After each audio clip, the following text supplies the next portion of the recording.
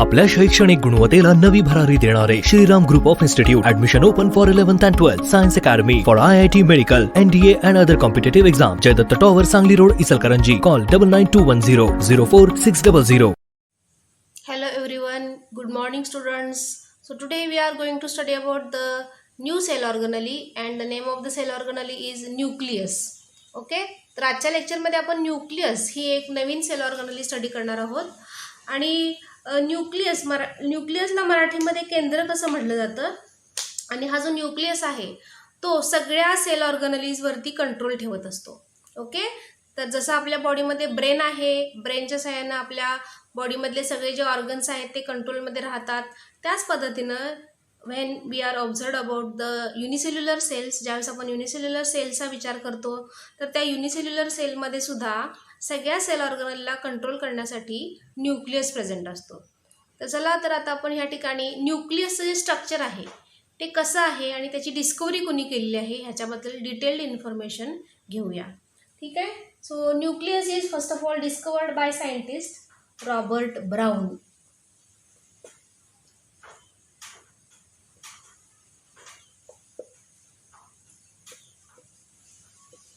Robert brown ह्या सायंटिस्टनी सगळ्यात पहिल्यांदा जे ऑर्किडचं जे रूट आहे, ऑर्किडची फुलं माहीत आहेत तुम्हाला, तर त्या ऑर्किडच्या रूट्समधनं सगळ्यात पहिल्यांदा ह्या न्यूक्लियसची डिस्कवरी केली आहे.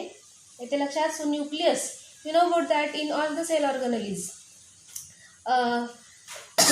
सगळ्याचे सगळे जे सेल्स आहेत त्या सगळ्या सेल्समध्ये, ॲनिमल सेल असू देत, प्लांट सेल्स असू देत, तर त्यांच्यामध्ये न्यूक्लियस सगळ्यात महत्त्वाचं काम करतो. Okay, and here it controls the all metabolic activity of our body. सगळ्या आपल्या बॉडीमधल्या ज्या काही सगळ्या मेटाबॉलिक ॲक्टिव्हिटीज ज्या आहेत ते सेल कंट्रोल करत असतं.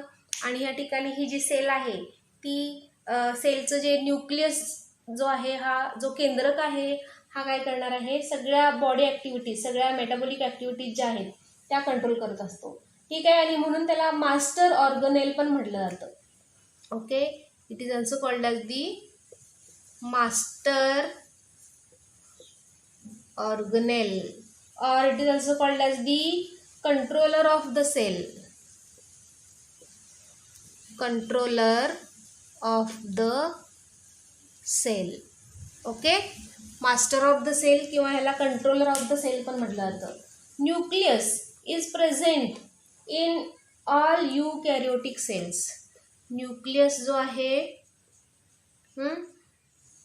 Present in all eukaryotic cells. आता यूकॅरियोटिक सेल्स याच्याबद्दल आपल्याला माहीतच आहे.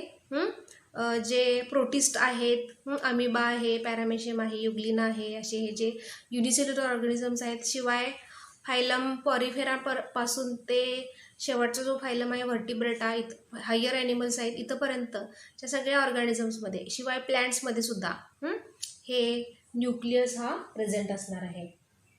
So nucleus it is present in all the eukaryotic organisms except, कशामध्ये फक्त नसतोय, except or it is absent in nucleus, absent in mammalian RBC, लाल ज्या पेशी आहेत, रेड ब्लड कॉर्पस्कल जे आहे, आणि सगळ्या प्रोकॅरियोटिक ऑर्गॅनिझम्समध्ये, हे तर तुम्हाला माहीतच आहे, प्रोकॅरियोटिक ऑर्गॅनिझम्स, आणि सीव्ज ट्यूब्स. तर ह्यांच्यामध्ये फक्त काय आहे, न्यूक्लियस हे टोटली ॲबसेंट आहे. बाकीच्या सगळ्या सेल ऑर्गनलीजमध्ये, बाकीच्या सगळ्या सेल्समध्ये, सगळ्या हायर सेल्समध्ये न्यूक्लियस प्रेझेंट असणार आहे. येते लक्षात. So when we are observe about the nucleus, mostly the nucleus in a non dividing phase. Nucleus ज्या वेळेस नॉन डिवायडिंग फेजमध्ये असतो त्याला इंटरफेज असं म्हटलं जातं. Okay, so here nucleus it mainly consist of a different parts. न्यूक्लियसमध्ये तुम्हाला वेगवेगळे स्ट्रक्चर्स, वेगवेगळे जे पार्ट्स आहेत ते बघायला मिळणार आहेत. तर ते आपण डिटेलमध्ये बघूया या ठिकाणी. It consist of a nuclear membrane. बघा न्यूक्लियसमध्ये काय काय प्रेझेंट असणार आहे.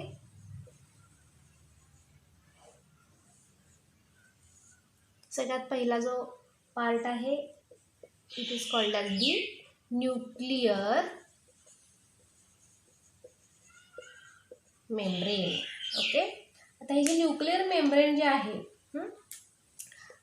त्यावेळेस फक्त आपण न्यूक्लियसची डायग्राम ड्रॉ करूया या ठिकाणी.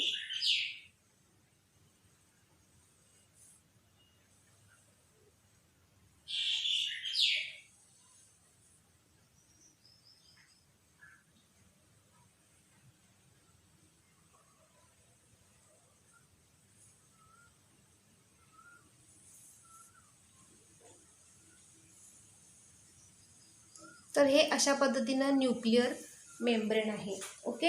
And here this nuclear membrane it is made up of with the help of envelope. ह्याच्यामध्ये 2 लेयर्स असतात. एक आहे आउटर लेअर आणि दुसरा आहे इनर लेअर. बघा हे 2 लेयर्स आहेत, आउटर आणि इनर लेअर. ओके.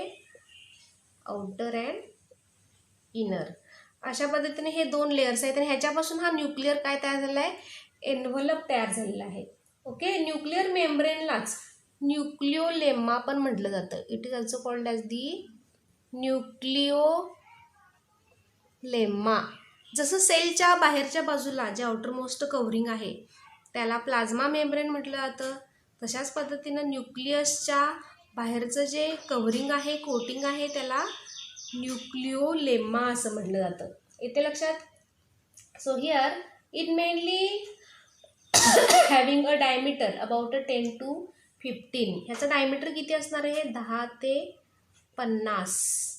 ओके. 10 ते 50 नॅनोमीटर. 10 to 15 नॅनोमीटर ह्या त्याचं काय आहे, डायमीटर आहे, म्हणजे ह्याचा थिकनेस आहे. ओके. आउटर मेम्ब्रेन आणि इनर मेम्ब्रेन. आता जो आउटर मेम्ब्रेन आहे ह्या आउटर मेम्ब्रेनवरती काय असणार आहे, it is mainly continuous with the endoplasmic reticulum. Outer membrane जे आहे म्हणजे ह्या ठिकाणी हा जो बाहेरचा जो मेम्ब्रेन आहे हा कंटिन्युअसली कशा पद्धतीनं हा एन्क्लोज झालेला असणार आहे. See here continuously made up of with the help of this endoplasmic reticulum. हे अशा पद्धतीने इथं काय असणार आहे, एंडोप्लाझ्मिक रेटिक्युलमचं स्ट्रक्चर हे तयार झालेलं असणार आहे. ओके. दोनही बाजूला म्हणजे जे काही एंडोप्लाझ्मिक रेटिक्युलमचं काम काय आहे, it is a cytoskeleton. Okay. म्हणजे सेल्स आपल्या बॉडीमध्ये जसं बोन्स असतात आणि बोन्सच्या साहाय्यानं ह्या ठिकाणी बॉडी जी आहे ती कशी इरेक्ट उभा राहू शकते, तसं सेल्समध्ये हे एंडोप्लाझ्मिक रेटिक्युलममुळं सेल्स फोल्ड होत नाहीत, ते आहे तसे इंटॅक्टली काय राहतात ह्या ठिकाणी तयार राहतात किंवा ते त्या ठिकाणी तुम्हाला बघायला मिळतात. सो ह्या ठिकाणी हा जो आउटर आणि इनर मेम्ब्रेन आहे त्याला न्यूक्लिअर मेम्ब्रेन असं म्हटलं जातं. आणि हा न्यूक्लिअर मेम्ब्रेनच्या हा जो रिजन जो आहे, ओके, न्यूक्लिअर मेम्ब्रेनमध्ये जी प्रेझेंट असणारी जी स्पेस असणार आहे, okay, it is called as the perinuclear space. पेरिन्यूक्लिअर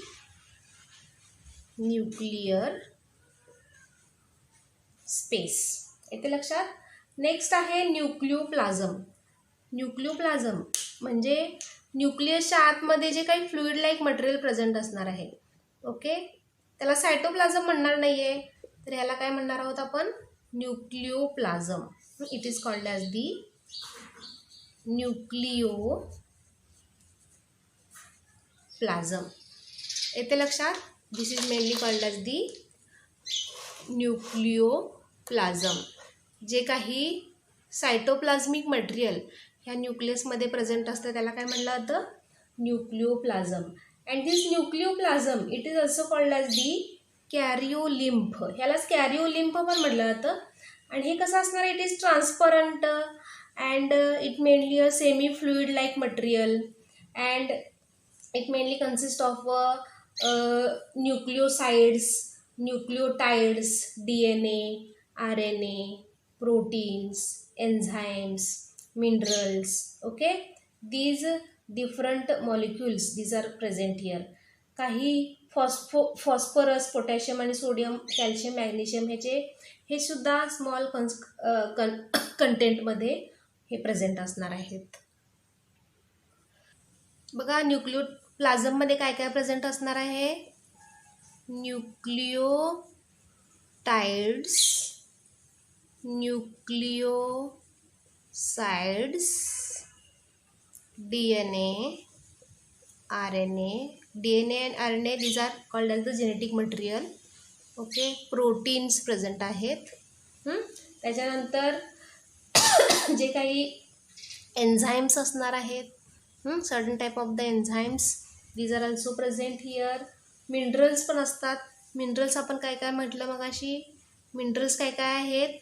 that is the phosphorus. Okay, त्याच्यानंतर potassium, sodium, calcium. Potassium, sodium, calcium आहे. Okay, magnesium. ओके, हे सुद्धा मिनरल्स ह्या न्यूक्लियोप्लाझममध्ये प्रेझेंट असणार आहे. येते लक्षात. त्याच्यानंतर नेक्स्ट आहे nucleolus. This is called as the nucleolus.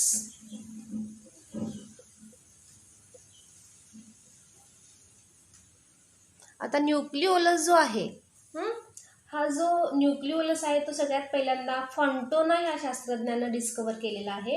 And it is spherical, गोलाकार आहे बघा, डेन्स आहे, कोलॉइडल आहे. ओके, आणि हा जो न्यूक्लिओलस आहे it is mainly present inside the nucleoplasm. न्यूक्लियोप्लाझममध्ये तो प्रेझेंट आहे. And it is not a membrane bound structure. Nucleolus is not a membrane bound structure. येते लक्षात. आणि हा जो न्यूक्लिओलस जो आहे ह्याच्यामध्ये जे काही कंटेंट असणार आहेत, म्हणजे ह्या न्यूक्लिओलसमध्ये प्रेझेंट असणारं जे काही मटेरियल आहे त्याचा उपयोग प्रोटीन सिंथेसिससाठी केला जातो. So it is a site of RNA synthesis. येते लक्षात. रायबोझोमल RNA तयार करण्यासाठी ह्या न्यूक्लिओलसचा उपयोग केला जातो. येते लक्षात. And here it is actively involved in the protein synthesis. म्हणजे न्यूक्लिओलसचं काम काय असणार आहे. It is involved in protein synthesis. Okay, actively हा काय करतो. प्रोटीन सिंथेसिससाठी या ठिकाणी ह्याचा उपयोग केला जाऊ शकतो. येते लक्षात. आता सगळ्यात महत्त्वाचं मटेरियल ह्याच्यामधलं अजून आपल्याला स्टडी करायचं राहिलेलं आहे. तर सगळ्यात महत्त्वाचं मटेरियल कुठलं आहे तर क्रोमॅटिन. तर हे जे आतमध्ये प्रेझेंट असणारे जे थ्रेड लाईक स्ट्रक्चर्स असतात, okay, these are called as the chromatin. These are called as the chromatin. येते लक्षात. This chromatin it is a hereditary material of a nucleus. न्यूक्लियसमधलं हे काय आहे. जेनेटिक मटेरियल आहे किंवा हेरिडिटरी मटेरियल आहे. And here it is occurs in a uncondensed network of threads. हे कसं असणार आहे. अनकंडेन्स्ड म्हणजे हे थ्रेड लाईक असणार. जसं केसांचा पुंजका एकत्रित करून ठेवल्यानंतर जसं स्ट्रक्चर तयार होतं तशाच पद्धतीनं हे क्रोमॅटिनचं स्ट्रक्चर या ठिकाणी तयार झालेलं तुम्हाला बघायला मिळतं. येते लक्षात. सो हिअर क्रोमा याचा अर्थ काय आहे. कलर. ओके, क्रोमा म्हणजेच काय कलर. आणि क्रोमॅटिन याचा अर्थ आपण काय म्हणू शकतो किंवा क्रोमोझोम्स जर आपण बघितलं सोमा. क्रोमॅटिनचं क्रोमोझोम्समध्ये कन्व्हर्शन केलं जातं. कलर आणि सोमा म्हणजेच काय बॉडी. म्हणजे कलर्ड बॉडीज ह्या न्यूक्लियसमध्ये प्रेझेंट असणारे ह्या काय आहेत कलर्ड बॉडीज आहेत. They are mainly stained by using the particular type of the staining medias. हे जे क्रोमॅटिन मटेरियल जे आहे क्रोमोझोम जे आहेत ते स्टेन करता येऊ शकतात by using the particular type of a staining medias or staining material. येते लक्षात. सो क्रोमोझोम्स हे जे स्ट्रक्चर आहे सगळ्यात महत्त्वाचं आहे. ज्यावेळेस सेल डिवाइड होत असतात त्या सेल डिव्हिजनच्या वेळेस ह्या क्रोमोझोम्सचा उपयोग केला जातो. Okay, and here it is converted in to a chromosomes and during the cell division these are mainly used here. Cell डिव्हिजनच्या वेळेस हे वापरले जातात. म्हणजे एका सेलपासून 2 नवीन सेल्स ज्यावेळेस तयार होत असतात त्यावेळेस हे क्रोमोझोम मटेरियल काय केलं जातं, इथं डिवाइड केलं जातं. Okay, so that's why here this chromatin is very important. Chromosomes are very important. आता काही सेल्समध्ये बघा, हे जे क्रोमोझोमचं जे स्ट्रक्चर आहे ते वेगवेगळं असतं. येते लक्षात. क्रोमोझोम्स आता जर आपण ह्युमन बिईंगमध्ये जर बघितलं, सी हिअर, सगळ्यात पहिल्यांदा ही डायग्राम तुम्ही ड्रॉ करून घ्या. ओके, मी रब करणार आहे आणि पुढची डायग्राम काढणार आहे. सगळ्यात महत्त्वाचा पॉईंट आहे ह्याच्यातला स्ट्रक्चर ऑफ क्रोमोझोम्स. ओके, तर ज्यावेळेस सेल डिव्हिजन होत असते, सेल डिव्हिजनमध्ये तुम्हाला सगळ्यांना माहीतच आहे. ओके, सेल डिव्हिजनमध्ये एकूण 4 फेजेस महत्त्वाचे आहेत. Okay, it mainly consist of 4 different phases. कुठल्या कुठल्या तर प्रोफेज, मेटाफेज, ॲनाफेज आणि telophase. Okay, prophase, metaphase, anaphase आणि टीलोफेज. आता ह्या फेजेस होत असताना, ह्या सगळ्या सेल डिव्हिजनच्या फेजेस होत असताना क्रोमोझोमचं स्ट्रक्चर काय होतं, चेंज होत असतं. Okay, the structure of the chromosome which is mainly changed here. तर ह्या ठिकाणी वेगवेगळ्या सेल्समध्ये ह्या ठिकाणी हे जे क्रोमोझोमचं जे स्ट्रक्चर आहे ते कसं असतं ते आपण बघूया. Okay, on the basis of the position of the centromere, ह्या क्रोमोझोम्सच्या मध्ये सेंटरला एक काय असणार आहे, सेंट्रोमियर प्रेझेंट असतो. त्या सेंट्रोमियरची जागा नेहमी काय होत असते, बदलत असते. तर त्याच्या अनुसार ह्या क्रोमोझोमचे एकूण 4 प्रकार आहेत, ते आपण ह्या ठिकाणी स्टडी करूया. On the basis of position of centromere, on the basis of position of centromere, chromosomes are divided into 4 different types. पहिला प्रकार आहे मेटासेंट्रिक.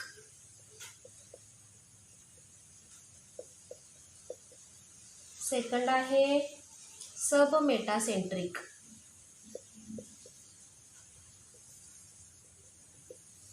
थर्ड आहे ॲक्रोसेंट्रिक आणि फोर्थ वन आहे टीलोसेंट्रिक.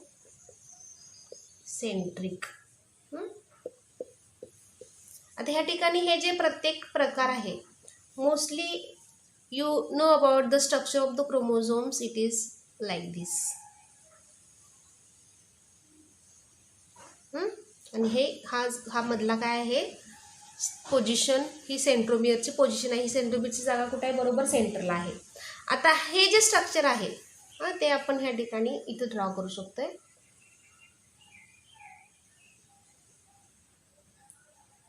हे क्रोमोझोमचं स्ट्रक्चर असणार आहे. हे बरोबर हे जे दोनही जे क्रोमॅटिड्स आहेत ते आकाराने कसे असणार आहेत, they R equal in size.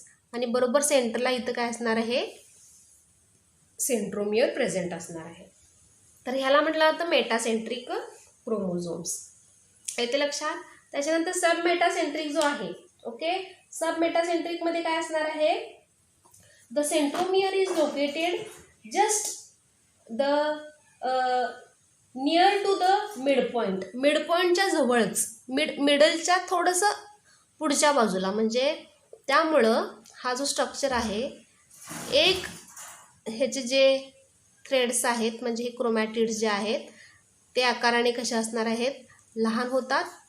आणि दुसरा जो आहे तो अशा पद्धतीने लहान होतो आणि हा जो आहे तो मोठा या ठिकाणी तुम्हाला स्ट्रक्चर बघायला मिळणार आहे. येते लक्षात. हे मोस्टली कसं असणार आहे, Wien you observe here it is exactly V shaped असतो. हा जर बघितला बघा, हा आकार कसा आहे, व्ही शेपड आहे. हा आकार जर बघितला तर तो कसा असणार आहे, इट इज एल शेपड. हे एल शेपड असणार आहे. ओके, हा कोण असणार आहे, सब मेटासेंट्रिकचा प्रकार. हा पहिला आहे मेटासेंट्रिकचा प्रकार. आणि ॲक्रोसेंट्रिकमध्ये काय असणार आहे, ॲक्रोसेंट्रिकमध्ये centromere is present in the sub terminal portion, अगदी टोकाला असणार आहे, लाईक दिस. आणि हे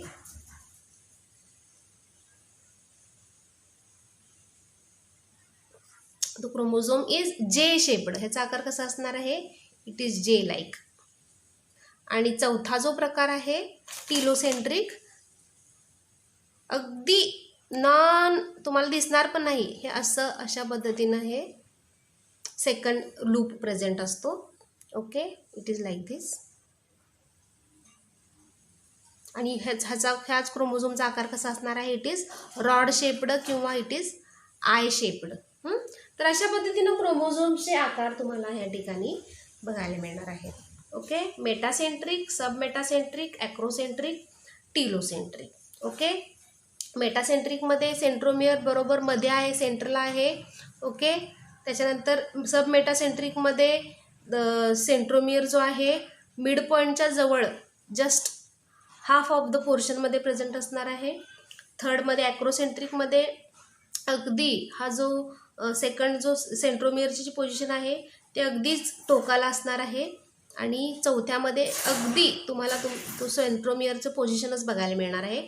सॉरी, सेंट्रोमियर क्रोमॅटिडचं स्ट्रक्चरच या ठिकाणी व्यवस्थित बघायला मिळणार नाही आहे, पण हे काय असणार आहे, टिपला लोकेट असणार आहे. टिलोसेंट्रिकमध्ये काय असणार आहे, centromere are is in the terminal and it appears a I shaped during the various types of the ॲनाफेजमध्ये मोस्टली हे तुम्हाला आय शेप्ड स्ट्रक्चर हे बघायला मिळतं. त्याच्यानंतर नेक्स्ट पॉईंट आहे function of nucleus.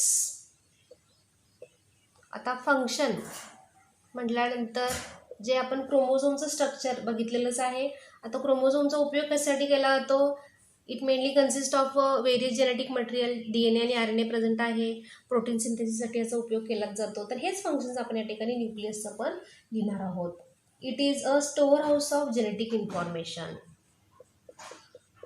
It is a storehouse of genetic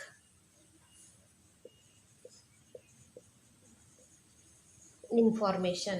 म्हणजे ह्या न्यूक्लियसमध्ये जेनेटिक इन्फॉर्मेशन प्रेझेंट असते. कुठली, DNA आणि RNA ह्यांच्यामध्ये जे काही कॅरेक्टरिस्टिक्स प्रेझेंट असतात ह्युमन बिईंग्समध्ये. Okay, shape of our body, okay, shape of nose, shape of eyes, colour of skin, length of hair, okay, height. तर ह्या जे सगळे हे जे इन्फॉर्मेशन आहे, ही इन्फॉर्मेशन कुठं प्रेझेंट असते, तर न्यूक्लियसमध्ये प्रेझेंट असणार आहे. न्यूक्लियसमध्ये प्रेझेंट असणारं जे काही क्रोमॅटिन मटेरियल आहे, क्रोमॅटिन मटेरियल म्हणजेच काय, क्रोमोझोमवरती ते प्रेझेंट असणार आहे. येथे लक्षात, it controls the all metabolic activity of cell. It controls all metabolic activity of cell. Okay, बॉडीमध्ये सगळ्या ज्या मेटाबॉलिक ॲक्टिव्हिटीज होत असतात त्या कंट्रोल करण्यासाठी न्यूक्लियस सगळ्यात महत्त्वाचं काम करतं. Division of nucleus is also takes place at the time of the cell division. Division of nucleus takes place in cell division. Cell division होत असताना न्यूक्लियसचं डिव्हिजन हे केलं जातं. Okay, so all the genetic information which is mainly carried out from parents to daughter cells. Okay, इथं आपण आणखीन एक ॲड करू शकतोय, it take part in transmission of, it take part in transmission of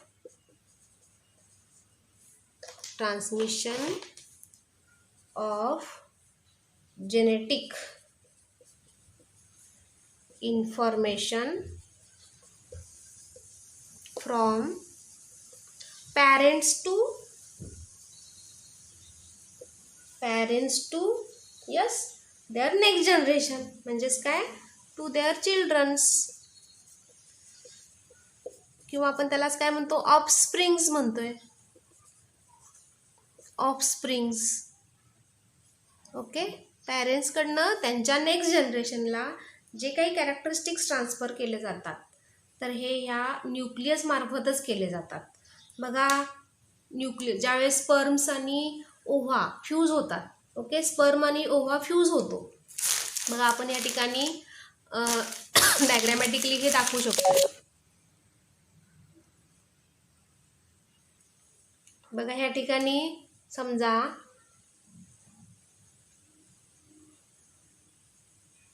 हे काय आहे, स्पर्म आहे आणि ओव्हा.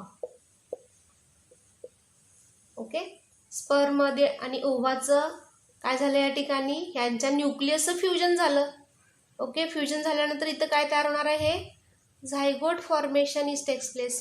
ओके, आता ह्या झायगोटचं परत काय केलं जातं, झायगोटमध्ये वेरियस सेल डिव्हिजन्स केले जातात. ओके, झायगोटचं इथं सेल डिव्हिजन होणार आहे, प्रायमरी डिव्हिजन, सेकंडरी डिव्हिजन आणि मग टर्शरी डिव्हिजन, मग असे अनेक डिव्हिजन्स केले जातात आणि तुम्हाला या ठिकाणी ब्लास्टुला तयार झालेला मिळतोय. Okay, it is converted into a blastula. येते लक्षात, म्हणजे इथं ह्या मेलमधले न्यूक्लियस आणि फिमेलमधला न्यूक्लियस काय झालेला आहे, इथं झायगोटमध्ये मिक्स झालेला आहे.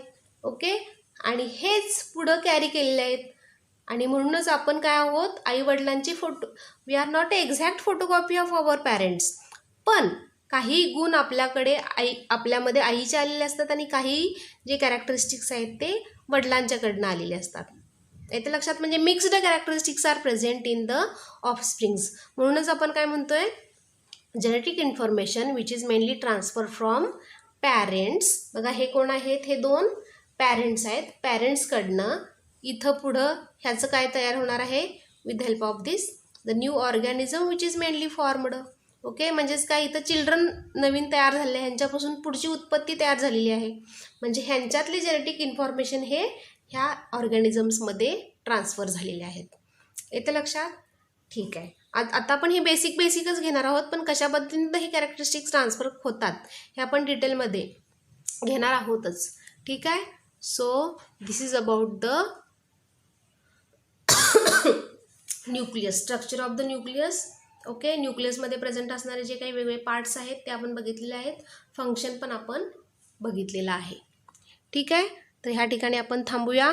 नेक्स्ट लेक्चरला आपण नवीन पॉईंट डिस्कस करूया, नवीन टॉपिक डिस्कस करणार आहोत, kingdom Animalia. It is very interesting topic. Okay, kingdom Animalia अगदी खूपच इंटरेस्टिंग टॉपिक आहे, तर तो नवीन चॅप्टर आपण सुरू करणार आहोत. Okay, thank you all of you. See you in the next lecture.